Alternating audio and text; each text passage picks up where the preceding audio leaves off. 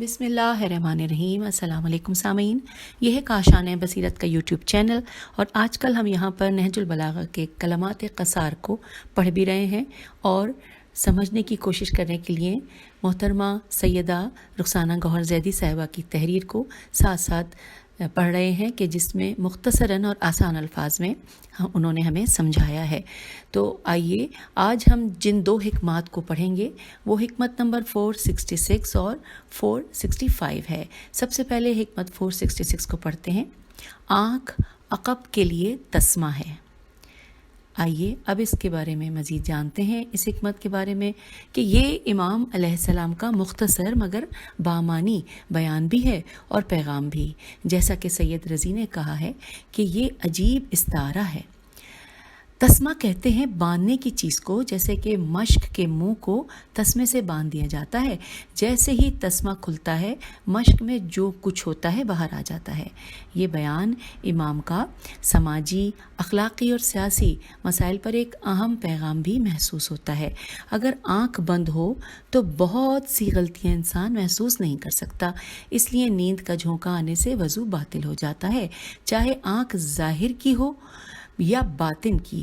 ہر صورت آنکھ کتنی چیزیں، افعال، ہونے والے اور آنے والے واقعات کو اپنے اندر قید کرنے اور سمجھنے اور سمجھانے کی صلاحیت بھی رکھتی ہے۔ آنکھ بند کر کے بنائے جانے والے دوست نقصان پہنچانے کا سبب ہو سکتے ہیں۔ سیاسی معاملات میں ایک اندھی آنکھ یعنی بے بصیرت پورے معاشرے کی قسمت کو خطرے میں ڈال کر ملک کی بربادی کا سبب بن سکتی ہے۔ عقب میں یعنی بعد میں ہونے والے حالات و واقعات کو کھلی آنکھ سے ہی سمجھا جا سکتا ہے۔ آنکھوں کا یہ اندھا پن خطرناک مستقبل کی طرف لے جائے گا، شاید اسی کو ہم بصیرت کہیں گے۔ اور آئیے احادیث اہل سنت میں دیکھتے ہیں کہ یہ بیان پیغمبر اکرم صلی اللہ علیہ وآلہ وسلم سے منسوب کیا گیا ہے اہل سنت کی حدیث میں۔ اچھا آگے چلتے ہیں۔ مشہور مصری مصنف محمد عبدہ شرح نہج البلاغہ لکھتے ہوئے اس کلام کے بارے میں کہتے ہیں کہ یہ سخن حقیقتاً مثالی ہے۔ حفاظت بشر کے لیے آنکھ کا کردار یہ ہے کہ یہ ممکن نہیں کہ وجود بینا ہو اور پھر بھی انسان غفلت میں نقصان اٹھائے۔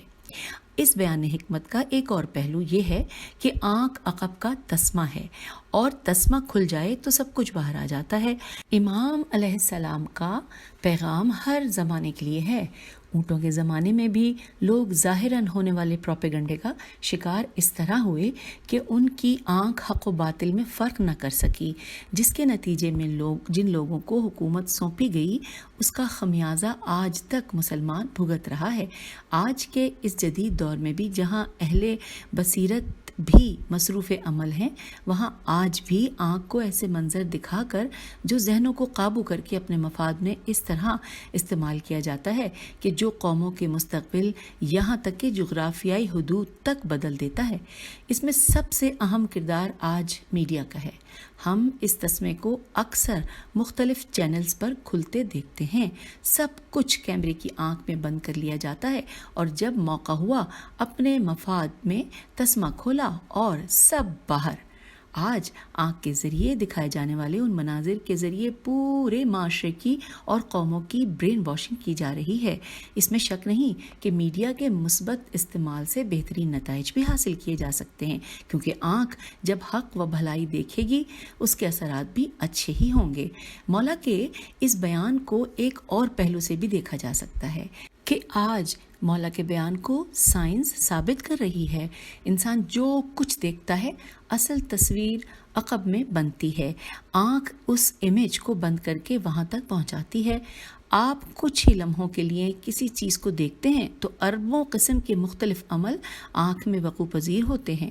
روشنی قرنیے اور پیپل سے گزرتی ہے اور عدسے تک پہنچتی ہے، جہاں پر روشنی کے حساس خلیے اسے برقی حراروں میں تبدیل کرتے ہیں اور اعصابی نظام تک ان کی ترسیل ہوتی ہے۔ پردہ چشم تک پہنچنے والی تصویر بالکل الٹی اور औंधी हो जाती है। ताहम दिमाग उसे समझ सकता है। दोनों आँखों से अलहदा अलहदा तस्वीरों को जमा करके, उस शय के नक़ूश की शनाख्त करके और दोनों आँखों से ली गई तस्वीर को मिलाकर एक तस्वीर बनाता है। ये उस शय की साख्त, रंग और फासले का भी तयन करता है। आँखें ये सब 1 सेकंड के 10वें हिस्से में करती हैं। ऐसा ही अमल दिमाग में भी होता है।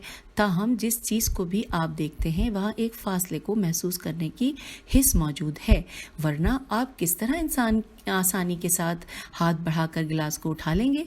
खुदा ने ये बेऐब उज़्व तख्लीक किया है, इसे एक नाकाबिल तसव्वुर लतीफ़ जुज़ियात से आरास्ता किया है और दिमाग को इस काबिल बनाया है कि वो किसी चीज़ को देख सके जहाँ वो है। गैर मामूली पेचीदा इंसानी आँख भी इस ज़ात पाक के अजीम कारनामों में से सिर्फ एक अमल है। कोई इंसानी सनत ये कारनामा सरअंजाम नहीं दे सकती। ये समझने के लिए मुस्तकिल तहकीक हो रही है कि किस तरह आँख ये हैरत अंगेज़ काम अंजाम दे सकती है, और साइंसदान ये मालूम करने की जिद्दोजहद में है। और तुम अपने रब की कौन कौन सी नेमतों को झुटलाओगे, ये कुरान में वाज़े है। आइए आगे चलते हैं। सैयद रज़ी चूँकि सिर्फ अक़वाल अलवी ही तलाश नहीं करते थे बल्कि बलागत भी तलाश करते थे, इसलिए ऐसे जुमले नहजुल बलागा में बिखरे हुए हैं। अमीरुल मोमिनीन अलैहिस्सलाम आँखों के बारे में हिकमत 409 में क्या फरमा रहे हैं, आइए पढ़ते हैं कि मौला फरमा रहे हैं कि दिल आँखों का सहीफ़ा है। फिर इसी तरह खुतबा 192 में इरशाद इमाम अलैहिस्सलाम है, आइए उसका इक़्तिबास पढ़ते हैं कि हर राह गुज़र पर उनका एक कुश्ता और हर दिल में घर करने का वसीला है, और हर गम के लिए उनके पास मगरमच्छ के आंसू हैं। और अब आइए खुतबा 26 में अपनी तन्हाई का जिक्र करते हुए मौला ने इरशाद फरमाया कि मैंने निगाह उठाकर देखा तो अपने अहले बैत अलैहिस्सलाम के अलावा कोई मुईन व मददगार नज़र न आया। मैंने उन्हें मौत के मुंह में देने से बुखल किया, आँखों में खसो खाशाक था मगर मैंने चश्म पोशी की। तो यूँ सामीन हमने हिकमत 466 के बारे में मुख्तसरन और आसान अल्फाज में जान लिया, और अब आइए चलते हैं अगली हिकमत की जानिब। हिकमत 465। हिकमत 465 अंसार की मदह व तौसीफ़ में फ़रमाया कि खुदा की कसम उन्होंने अपनी खुशहाली से इस्लाम की इस तरह तरबियत की कि जिस तरह एक साला बछड़े को पाला पोसा जाता है, अपने करीम हाथों और तेज़ ज़बानों के साथ। और अब आइए सामईन इसकी मुख्तसरन और आसान शरह को पढ़ते हैं, जो कि मोहतरमा सैयदा रुखसाना गौहर ज़ैदी साहिबा ने अपने कलम से तहरीर की है।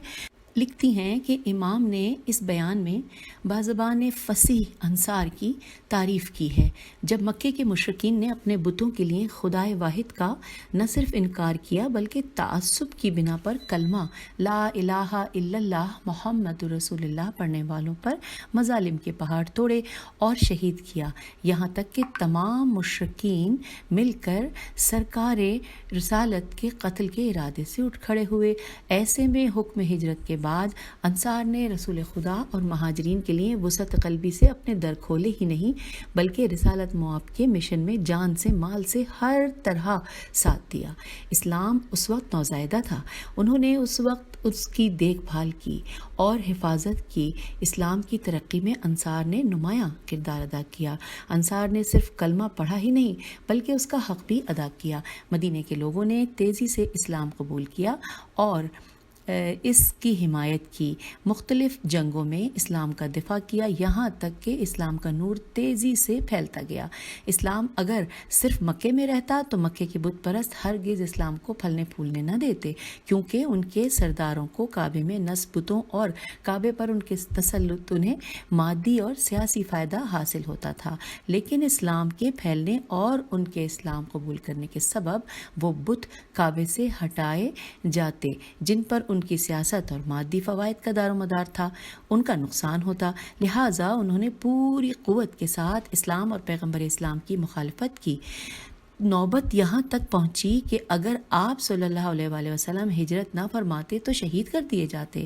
ایسے میں انصار نے اسلام اور پیغمبر اسلام کی حفاظت کی اور ہر موقع پر ساتھ دیا۔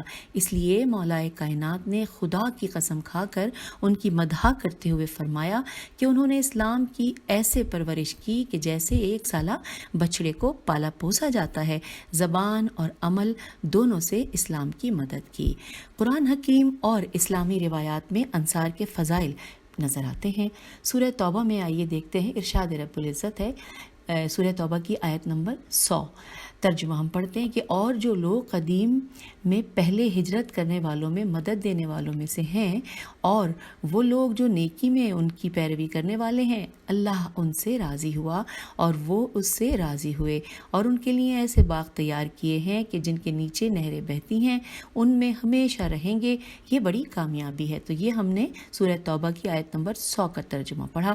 اس کے بعد آئیے سورہ توبہ کی آیت نمبر 117 کا ترجمہ پڑھتے ہیں کہ اللہ نے نبی صلی اللہ علیہ وآلہ وسلم کے حال پر رحمت سے توجہ فرمائی، اور مہاجرین اور انصار کے حال پر بھی کہ جنہوں نے ایسی تنگی کے وقت میں نبی صلی اللہ علیہ وآلہ وسلم کا ساتھ دیا، باوجود اس کے کہ ان میں سے بعض کے دل بھر جانے کے قریب تھے، پھر اپنی رحمت سے ان پر توجہ فرمائی، بے شک وہ ان پر شفقت کرنے والا مہربان ہے۔ یہ ہم نے سورہ توبہ کی آیت نمبر 117 کا ترجمہ پڑھا۔ اور اب آئیے سورہ انفال میں دیکھتے ہیں کہ پروردگار عالم فرما رہے ہیں کہ اور جو لوگ ایمان لائے اور اپنے گھر چھوڑے اور اللہ کی راہ میں لڑے، اور جن لوگوں نے انہیں جگہ دی اور ان کی مدد کی، وہی سچے مسلمان ہیں، ان کے لیے بخشش اور عزت کی روزی ہے۔ یہ تھی سورہ انفال کی آیت نمبر 74 ہم نے جس کا ترجمہ پڑھا۔ اور اب آئیے امام محمد باقر علیہ السلام کا فرمان دیکھتے ہیں۔ مولا فرما رہے ہیں کہ تلواریں نہیں نکلیں، صف نماز نہیں بچھی، میدان جنگ برپا نہیں ہوا، اذان کی آواز برسر عام بلند نہیں ہوئی، اور خطاب یا ایھا الذین آمنو خدا کی جانب سے نازل نہیں ہوا جب تک کہ قبیلے بنی اوس اور خزرج یعنی انصار کے قبیلے نے اسلام قبول نہیں کیا اور اس کی مدد نہیں کی۔ اب آئیے ہم فضیلت انصار میں ایک جو روایت ہے وہ بھی پڑھتے ہیں۔ ابو سعید خدری سے نقل ہے کہ جنگ حنین کے بعد پیغمبر اسلام نے مال غنیمت قریش اور دیگر عرب قبائل میں تقسیم کیا، جبکہ انصار مال غنیمت میں سے کچھ عطا نہیں کیا۔ آئیے جس نے آگے دیکھتے ہیں کہ جس سے انصار میں بے چینی پیدا ہوئی، اور وہ آپس میں کہنے لگے کہ رسول خدا صلی اللہ علیہ وآلہ وسلم نے اپنی قوم اور قبیلے کو یاد رکھا اور ہمیں بھول گئے۔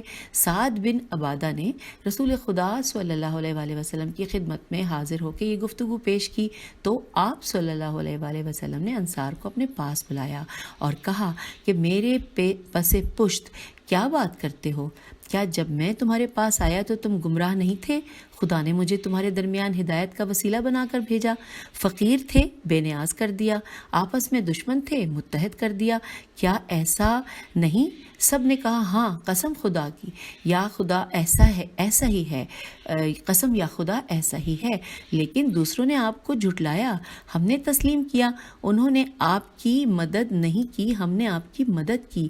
آپ نے فرمایا کہ کیا آپ اس بات پر مطمئن نہیں کہ لوگ اونٹ اور بھیڑیں لیتے ہیں جبکہ رسول خدا صلی اللہ علیہ وآلہ وسلم آپ کے ساتھ ہیں؟ پھر کہا کہ میں اپنی جان کی قسم کھاتا ہوں، اگر میں مہاجر نہ ہوتا تو میں انصار بننا پسند کرتا۔ اگر تمام لوگ ایک راستے اور انصار دوسرے راستے پر منتخب کریں تو میں انصار کے ساتھ جاؤں گا۔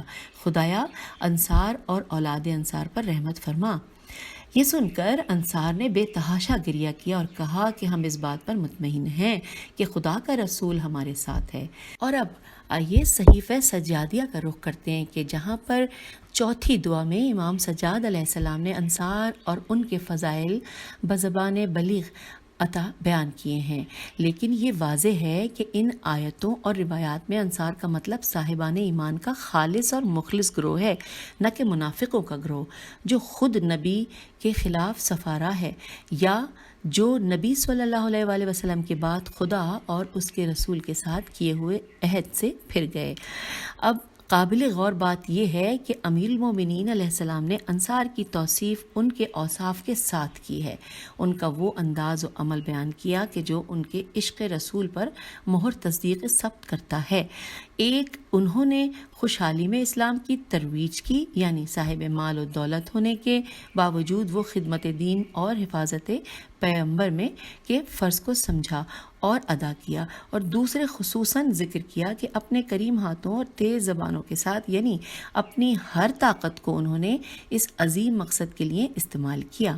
اس روشنی میں آج کے مسلمان کو دیکھنا ہوگا کہ اس نے کلمہ لا الہ الا اللہ فقط زبان پر ہی جاری کیا ہے، یا محبت رسول صلی اللہ علیہ وآلہ وسلم کا صرف دعویٰ ہی ہے، یا اپنی توانائیاں بھی راہ حق میں استعمال کی ہیں۔ یہاں پر یہ سوالیہ نشان ہے۔ اس کے فرائض اس دور کے لحاظ سے کیا ہیں اور وہ کتنے فرائض ادا کر رہا ہے؟ اس کی روشنی میں یہ سمجھنا بھی مشکل نہیں کہ منتظرین امام علیہ السلام، امام زمانہ علیہ السلام نصرت امام کے لیے کیسے تیار ہوں۔ ناصرین کی شان، انداز، کردار کیا ہونا چاہیے؟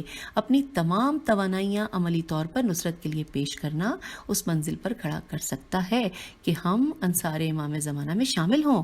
ہم دیکھتے ہیں کہ اس زمانہ غیبت امام میں کچھ ایسے لوگ ہیں کہ جو ظہور کی زمین کو ہموار کرنے کے لیے اپنی تمام قوت و طاقت کے ساتھ اس شان کے ساتھ کوشاں ہیں کہ دنیا کی بڑی بڑی طاقتیں ان کے سامنے گھٹنے ٹیکتی نظر آ رہی ہیں۔